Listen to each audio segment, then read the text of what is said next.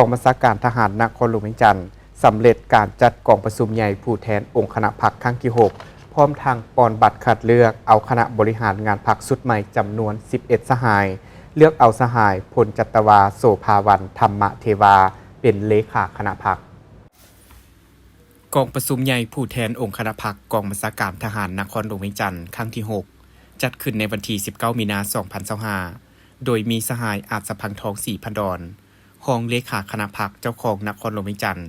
สหายพลตรีวงศรอินปานพิมพ์กรรมการคณะประจำพรรครองรัฐมนตรีหัวหน้ากรมใหญ่การเมืองกองทัพในพิธีสหายพลจัตวาโสภาวันธรรมเทวาเลขาคณะพรรคหัวหน้าการเมืองกองบัญชาการทหารนครหลวงเวียงจันทร์ได้ผ่านทางรายงานการเมืองต่อกองประชุมโดยได้ตีราคาคืนอย่างภาวะวิสัยต่อมากผลแห่งการเคลื่อนไหวนำพาชี้นำเวียกงานรอบด้านของคณะบริหารงานพรรคกองบัญชาการทหารนครหลวงเวียงจันทร์ระยะ5 ปีผ่านมา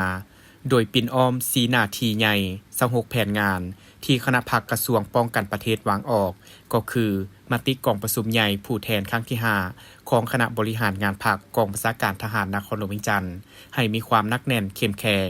โดยได้ถือเอาเวียกงานหน้าที่เฮ็ดให้สภาพมีความสงบได้หันเอาพนักงานลงก่อสร้างรากฐานการเมืองตามมติ 3 ของกรมการเมืองศูนย์กลางพรรคติดพันกับขบวนการรักษาและพัฒนา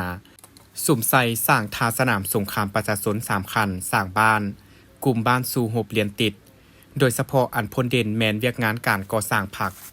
ซึ่งปัจจุบันทั่วองค์คณะพรรคกองบัญชาการทหารนครหลวงเวียงจันทร์ประกอบมี11คณะพรรคฮักฐานมี54หน่วยพรรค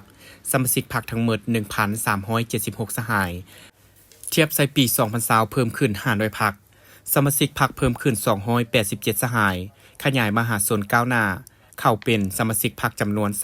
318สหายได้จัดตั้งนำพาซีนำเปิดกองประชุมใหญ่สำเร็จ11คณะพรรคฮักฐาน54หน่วยพรรคขึ้นกับเอาใจใส่อย่างตั้งหน้าก่อสร้างหน่วยพรรคปลอดใสเข้มแข็งนักแน่น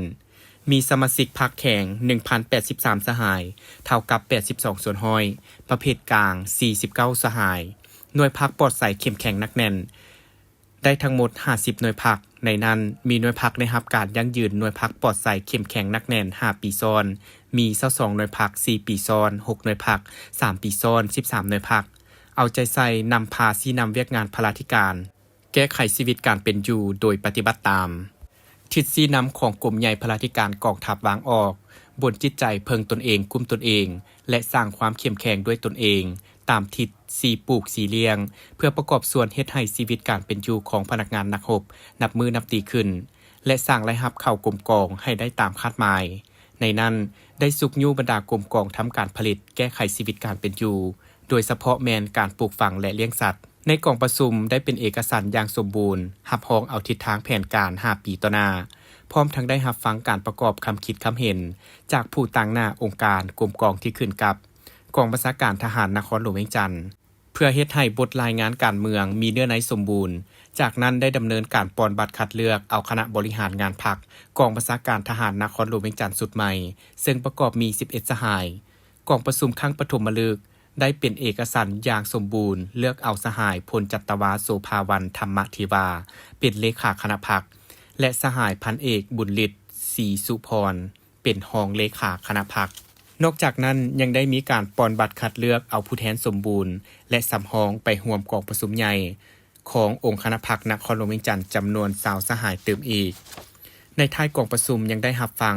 การมีคำเห็นจากสหายอาจสะพังทองศรีพันดรซึ่งได้ตีราคาสูงต่อผลงานอันใหญ่หลวงที่องค์คณะพรรคกองบัญชาการทหารก็คือนายและพลทหารญาติมาได้ในระยะ5 ปีผ่านมาซึ่งเป็นการแสดงถึงการนำพาอันเข้มแข็งการสุ่มสติปัญญาหัวคิดปฏิสร้างการเสิร์ชสู่ความรับผิดชอบความรู้ความสามารถเหือแหงเข้าในการปฏิบัติแนวทางนโยบายของพรรคระเบียบกฎหมายของรัฐและเสียสละเข้าในการรักษาผืนแผ่นดินอธิปไตยและความสงบปลอดภัยในทั่วสังคมตลอดระยะ5 ปีผ่านมามีความเชื่อมั่นด้วยกำลังแห่งมูลเชื่อแห่งความสามัคคีและการตัดสินใจสูงของบรรดาสหายสามารถเป็นคันทุงน้ำหน้าในการจัดตั้งปฏิบัติมติกองประชุมใหญ่ก็คือแผนพัฒนาแขนงการของตนที่กำหนดออกในครั้งนี้ให้มีผลสำเร็จอย่างมีไส